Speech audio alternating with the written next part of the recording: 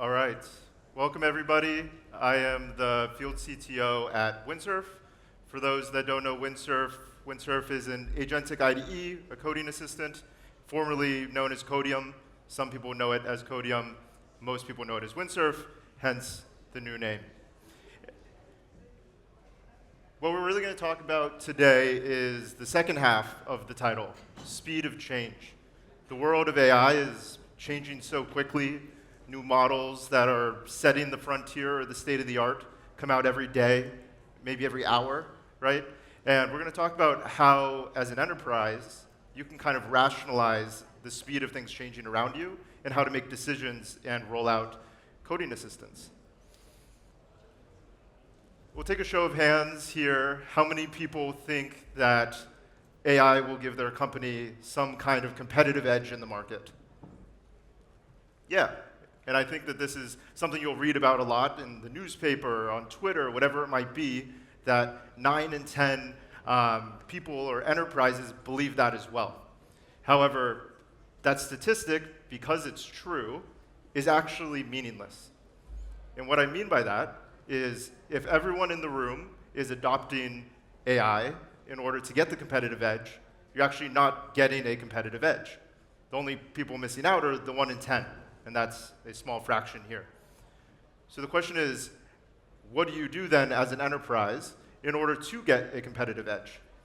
And the answer that we believe here, and when we're talking about speed of change, is you want to pick companies and pick vendors that are constantly on the frontier and can allow you to be on the frontier with them. So much of this, at this point, is not about adoption, right? That was 2023, early 2024.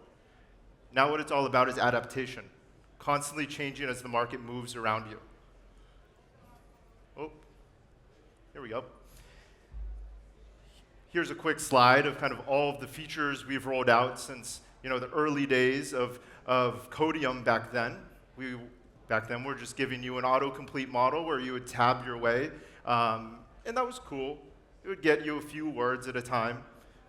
We then rolled out Command. We rolled out the ChatGPT equivalent that lived inside of the IDE, all of these providing value. And really the idea here, and we'll talk about this as we keep going, is how do we continue to expand the magnitude at which we allow an AI to run and provide us value as an enterprise. We then, 8 months ago, came out with Windsurf, and this is what really changed the game. This was the AI agentic IDE, right? And since then, we've actually 10x'd the number of capabilities or features that are inside of the platform. Every 3 weeks or so, we're setting a new frontier for the world, right? We've rolled out memories, we've rolled out rules, we've rolled out workflows, all things that are kind of setting the standard for how people write code with AI. The question, though, is, okay, lots of new features, cool, your agent runs longer.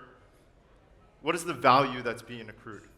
And fairly simple chart, as time went on, we're actually now seeing in enterprises about 90% of their code is written by AI.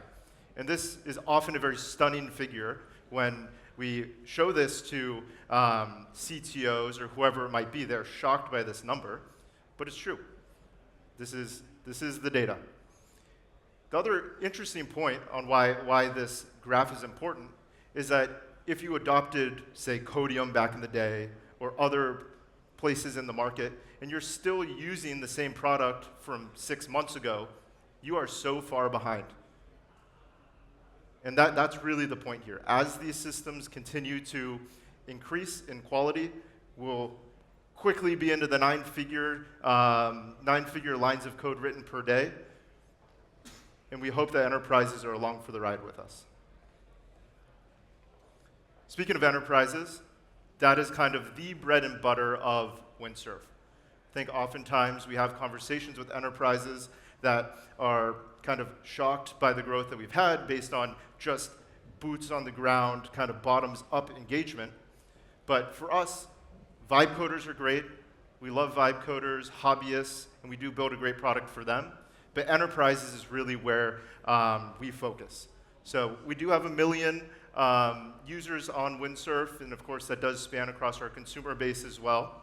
But really, our focus here is the largest companies in the world, the JPMCs of the world, Dell, Anduril. And really why this is interesting is, one, our ability to go across many industries. We're agnostic to industry, agnostic to geography, and our ability to go into the most secure industries in the world and give them a product that fits their guidelines is something that's really important. Enterprises are very difficult to work with, right? They have old code bases. They have thousands of developers. We're not solving an N of 1 problem here. And the last thing here on security, I know we're in Europe right now, but we did get our FedRAMP accreditation, allowing us to work with the Department of Defense of the United States, and we're soon going to talk about, or I will have a slide on what we just brought to Europe as well.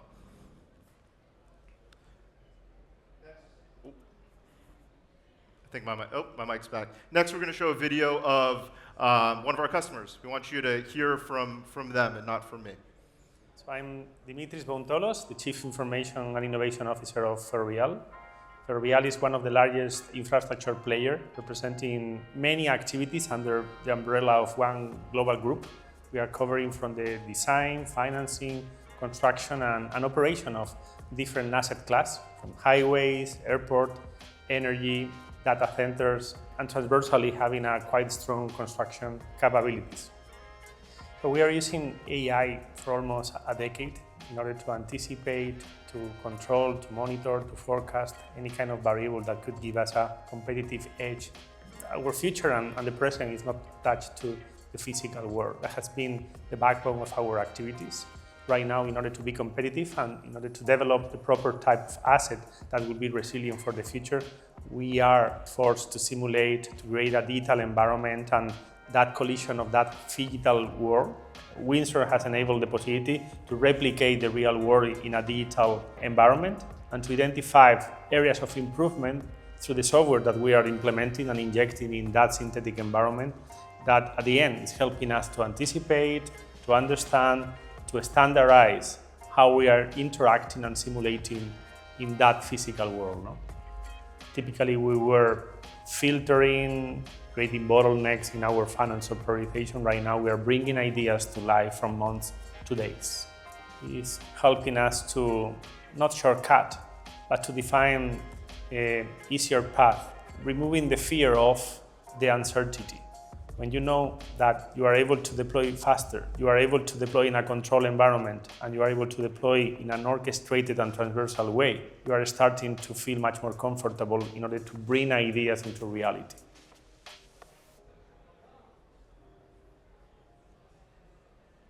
Cool.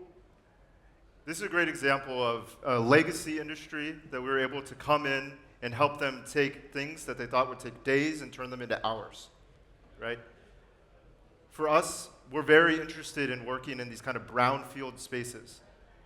When we think about kind of hobbyist work, about greenfield work, a lot of these coding assistants all work very similarly. But in brownfield, where large complex code bases, intertwined microservices, whatever it might be, the ability to retrieve the right information from the code base and rationalize what it all means and how it all ties together really makes a difference in what it looks like in terms of the code that comes out. This is not, it's supposed to be an overly technical conversation, but we find that we're able to outperform on those very large code bases because of how we're doing things under the hood. And this is a great example of that. I think the other thing to point out that we saw, or I guess we heard there, was the fact that this wasn't even a use case they expected out of a coding assistant. They had already adopted AI. They'd been using it for 10 years across various parts of the business.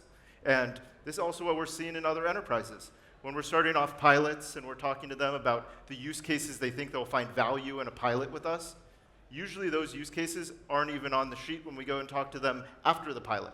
There's a lot here around discovering what is important.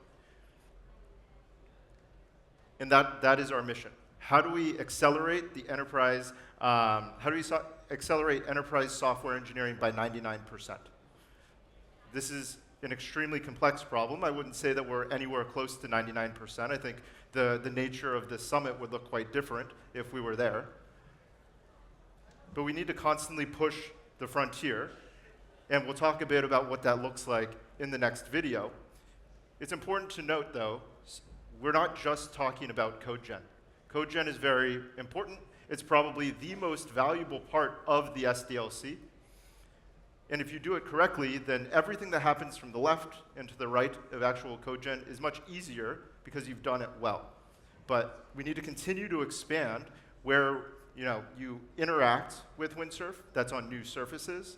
We need to extend the time horizon on which these agents run, and we need to make them, you need to be able to verify more and more about kind of the quality of code that's coming out.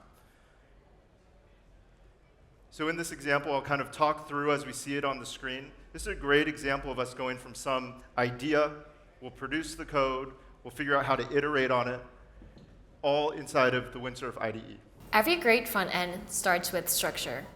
In Windsurf, you can use rules to define your own set of standards, design principles, and best practices. This helps personalize the Cascade experience to start building a front-end application that is in line with the rules and guidelines.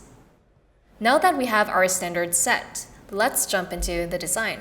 We can begin by grabbing assets from Figma. I've configured the Figma MCP server, so Windsurf is ready to connect directly to our design files. I'll switch over to Figma and copy the Figma group link containing the relevant icons. Then, I'll tell Cascade I'm going to implement a Figma design. First, let's download the relevant icons from this Figma group. Windsurf will connect to Figma via MCP and pull our assets to the codebase.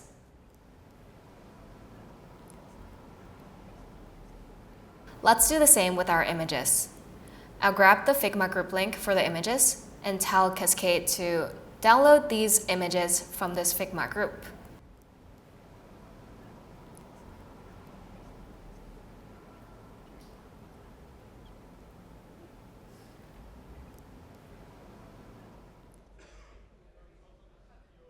We can take a screenshot of our Figma design, paste it into Cascade, and say, I'd like to implement this design.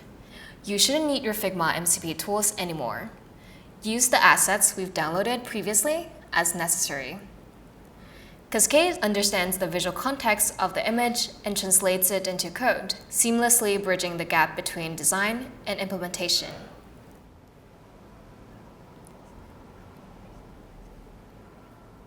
Once our design has been converted into code, Cascade automatically starts a browser preview that I can open in the IDE or in an external browser. We'll open the preview in the Windsurf browser.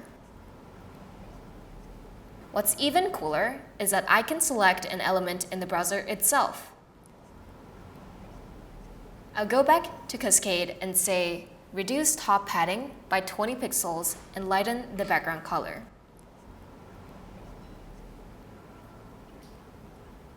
The changes reflect in real time and update my codebase.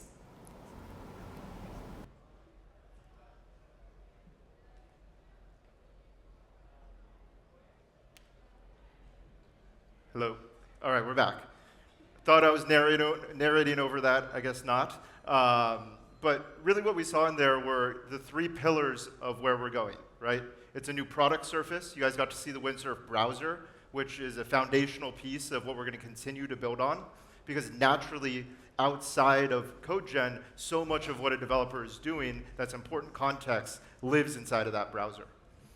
You saw rules, you saw memories, and those are really important, especially inside of the enterprise. This is a place where you have really important context for what you believe is good code.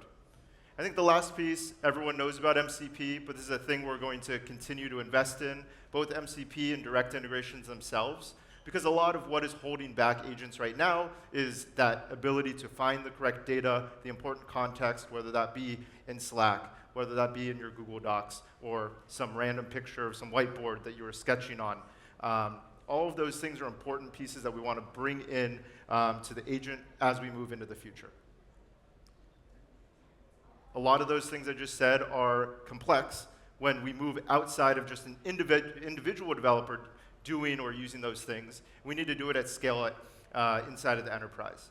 And this is why we've built out a fantastic deployed engineering team to come in and help enterprises figure out how to set up those things correctly in order to accrue the value there. There's a lot of cool pieces of technology in the market, and one thing I always encourage other AI companies in the space is to think about, it's not just about the technology itself. When we're thinking about the Fortune 500, so much of it is about the change management piece in order to properly deploy this. Because at the end of the day, these are all very expensive investments that companies are making to bring in this software. If they're not accruing that value, they're going to churn. So this is the last thing I was hinting at in terms of the security piece, and is an important part of why Windsurf is at this conference and in Europe for the week. We're super excited to announce that we now have a data center in Frankfurt. What that means is all of our enterprise customers are now able to use Windsurf in a GDPR-compliant way. All data retention happens inside of the bounds of Europe, as well as all of the compute that is happening under the hood.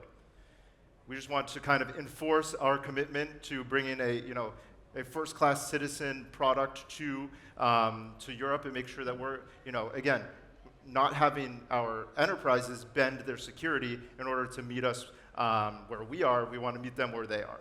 So we already have about 100 large European enterprises working with us, and we're super excited to continue to double and triple down here in Europe. That's it. Please visit Windsurf. Reach out. We would be excited to continue to work with more enterprises here in Europe. Alrighty, thank you.